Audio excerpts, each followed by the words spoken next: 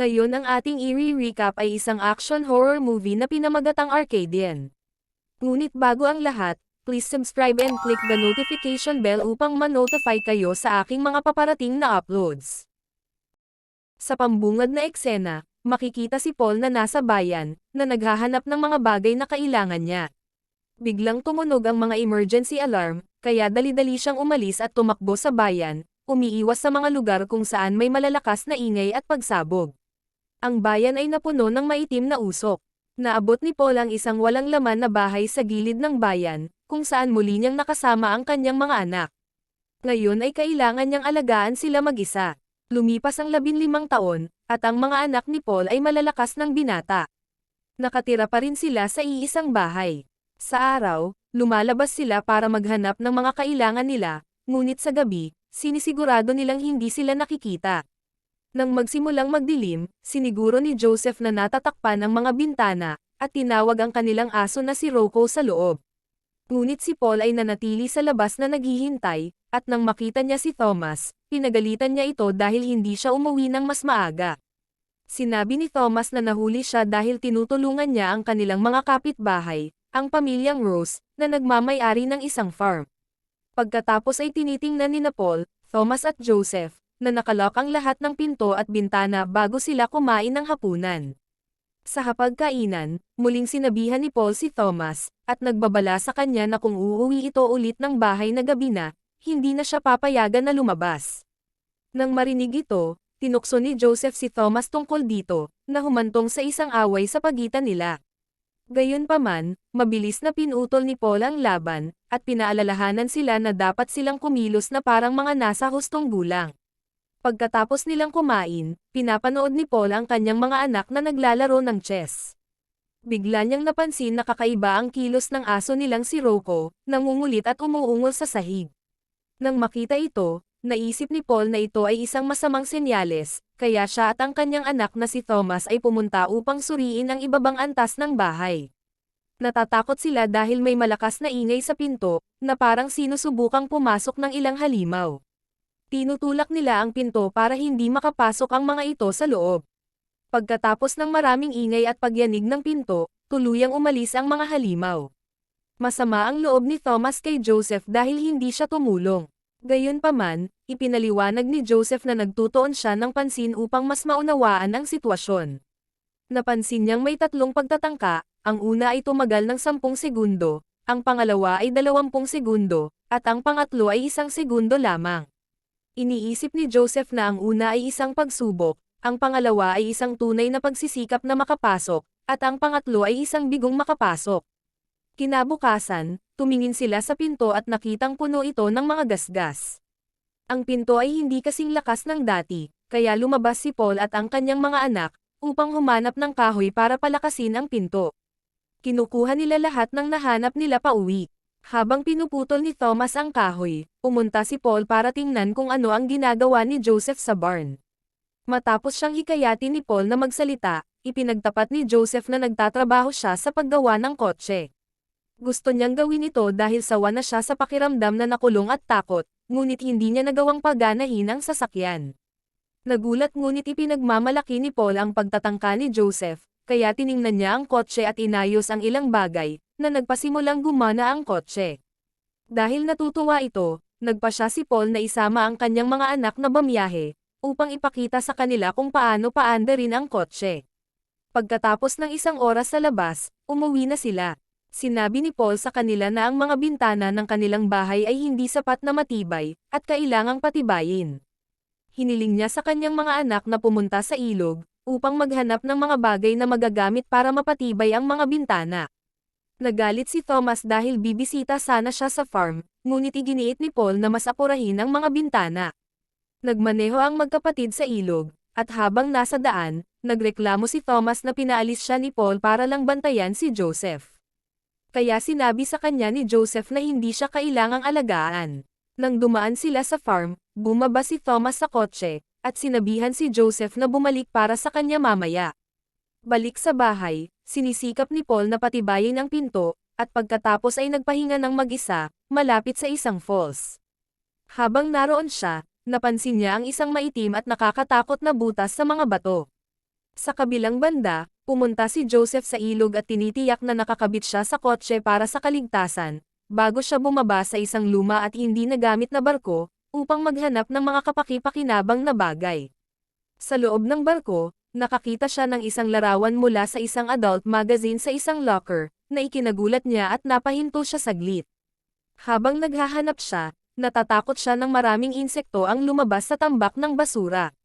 Ang mga insekto ay nagsimulang lumipad sa paligid niya at sinubukang dumapo sa kanya, kaya mabilis siyang umalis sa barko upang makalayo sa kanila.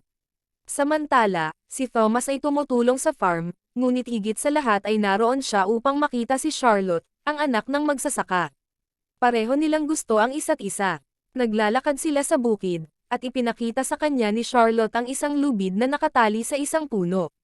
Sinabi niya sa kanya na noong bata pa siya, maaari lamang siyang maglaro sa labas, kung mananatili siya malapit sa puno. Kaya itatali niya ang lubid sa kanyang sarili upang makatakbo, habang nakakonekta pa rin sa puno. Masaya silang hulaan kung ano ang maaaring naging sanhi ng katapusan ng mundo. Nang oras na para umalis si Thomas, niyakap siya ng mahigpit ni Charlotte. Gabi na, at kailangan ng dalawang lalaki na makauwi kaagad. Sa kabilang banda, bumalik si Paul sa kanilang bahay at nagsimulang mag-alala, dahil nahanap niya ang kanilang aso na si Rocco, ngunit ang kanyang mga anak na lalaki ay wala doon. Sinubukan ni Joseph na paandarin ang kotse, at kahit na hindi ito gumana sa una, ngunit sa wakas ay napaandar niya ito, pagkatapos subukan ng ilang beses. Samantala, mabilis na tumakbo si Thomas at aksidenteng nadulas, nahulog sa isang puwang sa lupa. Nang dumating si Joseph para kay Thomas, hindi niya ito mahanap at nagpa siya na magpatuloy sa pagmamaneho. Nang makauwi siya at ipaliwanag ang nangyari, inutusan siya ni Paul na pumasok sa loob at i-secure ang bahay, habang sila ni Rocco ay lumabas para hanapin si Thomas. Samantala nagising si Thomas, na labis na nasaktan. Gamit ang isang lighter, nagsimulang tumingin si Thomas sa paligid, at laking gulat niya nang makita ang isang halimaw, na sumusubok na makalusot sa isang butas sa dingding, at gumawa ito ng malakas na ingay. Narinig ni Paul at ng kanilang asong si Rocco ang ingay. Si Thomas ay maingat at gumamit ng maliit na kutsilyo para saktan ang halimaw, na nagpabalik nito sa butas. Ngunit habang lumayo si Thomas, may isa pang halimaw na nagpakita mula sa itaas at hinawakan ang kanyang mukha, dahilan upang nahirapan siyang huminga. Bago mawalan ng malay si Thomas, nakarating si Paul doon at nilabanan ang halimaw, iniligtas ang anak. Matapos suriin na hindi nasaktan si Thomas, si Paul at ang kanilang aso, ay nakatuklas ng daanan na direktang humahantong sa puwang. Dahil hindi ligtas na lumipat sa kakahuyan sa gabi, pinili nilang manatili sa puwang hanggang umaga, upang manatiling ligtas at hinaharangan nila ang pasukan.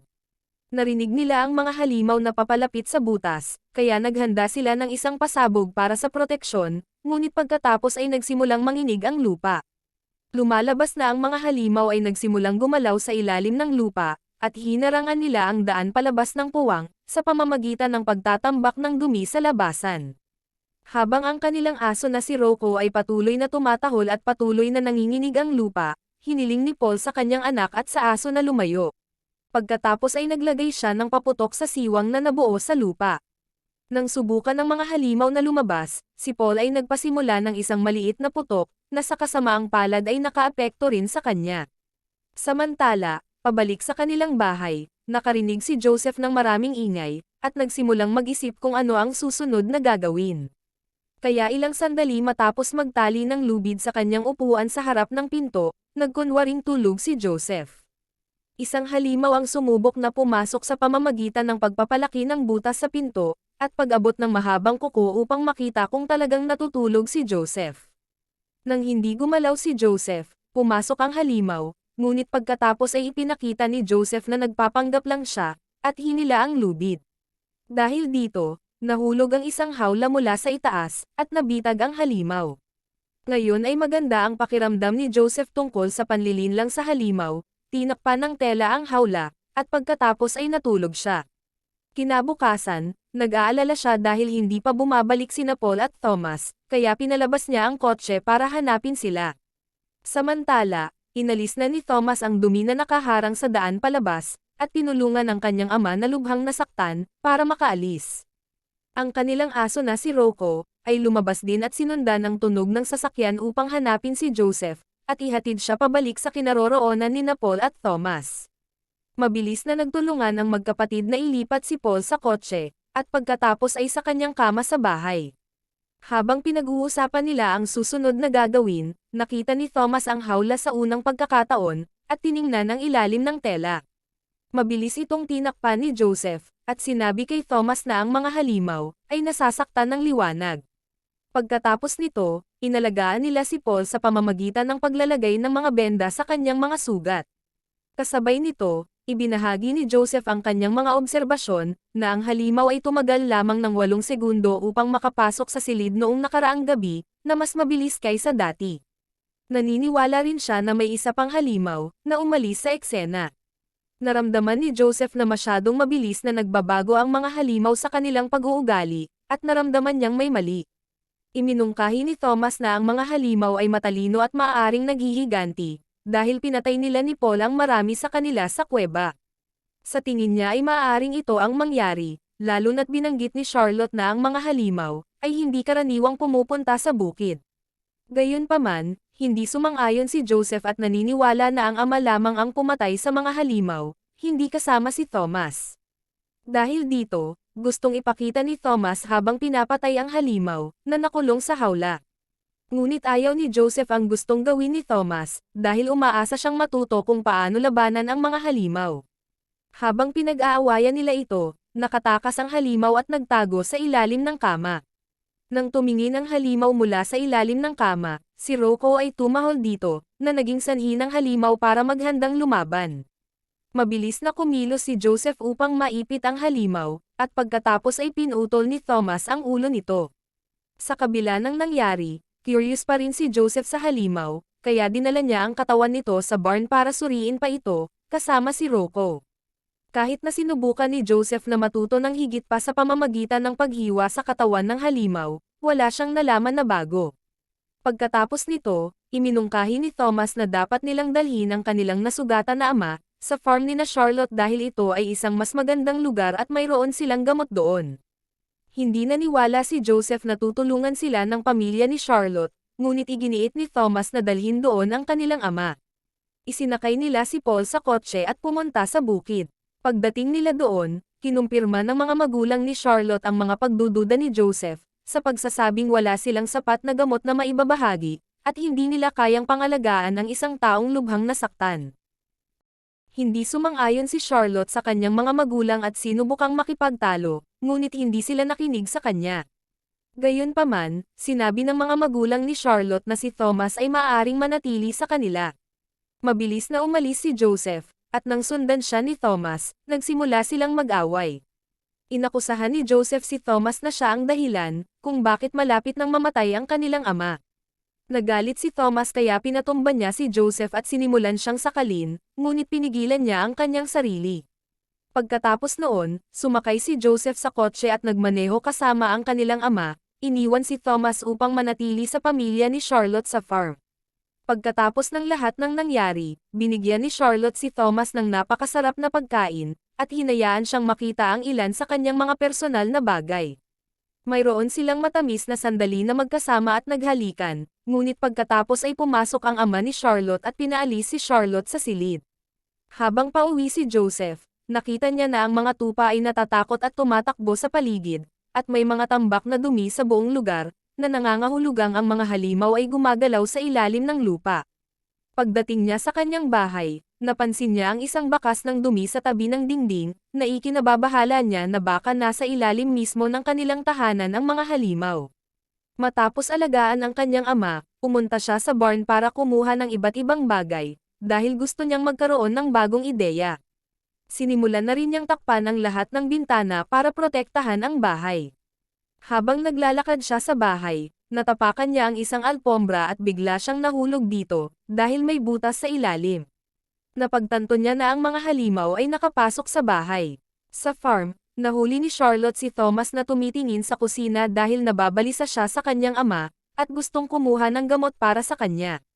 Tinulungan siya ni Charlotte sa pamamagitan ng pagbigay sa kanya ng gamot. Nagpasalamat si Thomas at niyakap si Charlotte, sinabing babalik siya, ngunit hindi niya alam na may ibang nakikinig sa kanila. Nang subukang umalis ni Thomas ng mabilis, pinahinto siya malapit sa gate ng isang manggagawa mula sa farm na nag-aakalang magnanakaw si Thomas, at pinagbantaan siya ng baril. Sinubukang sabihin ni Thomas sa lalaki na binigyan siya ni Charlotte ng gamot, ngunit wala itong tiwala sa kanya.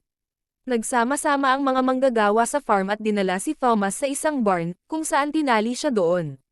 Nagsimula silang magpatugtog para walang makarinig sa susunod na mangyayari.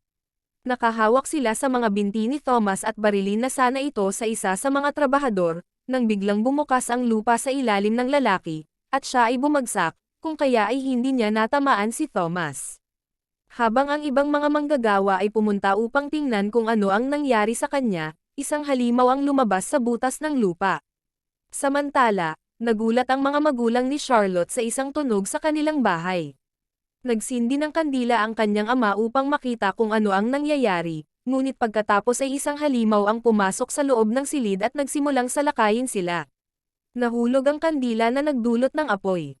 Mabilis na kumilos ang halimaw sa pagitan ng pag-atake sa kanyang ama, at pagkatapos ay sa kanyang ina. Nilabanan ng kanyang ama ang halimaw, at sinubukan ng kanyang ina na makatakas para hanapin si Charlotte.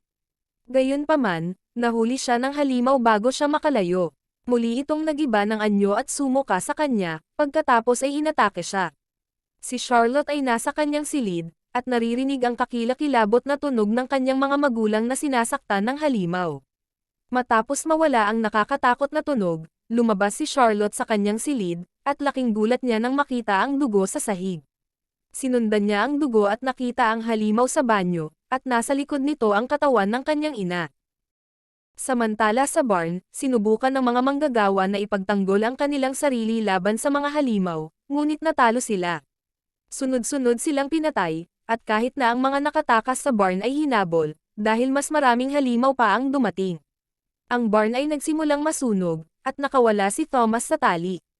Isang halimaw ang sumalakay kay Thomas, ngunit binaril ito ni Charlotte at nailigtas siya. Matapos makatakas, nakita ni Thomas at Charlotte na nasusunog ang bahay. Sinabi ni Charlotte kay Thomas na patay na ang kanyang mga magulang, kaya nagpa siya silang pumunta sa bahay ni Thomas. Samantala, sinubukan ni Joseph na harangan ang butas ng mga kasangkapan, upang pabagalin ang pasok ng mga halimaw sa bahay.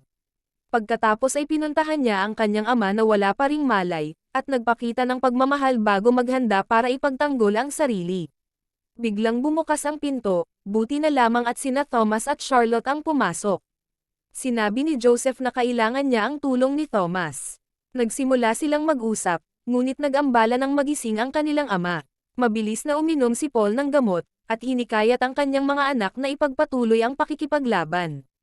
Sinabi ni Joseph sa lahat ang kanyang plano at nagsimula silang mangolekta ng mga lata ng gas mula sa barn, upang gamitin laban sa mga halimaw.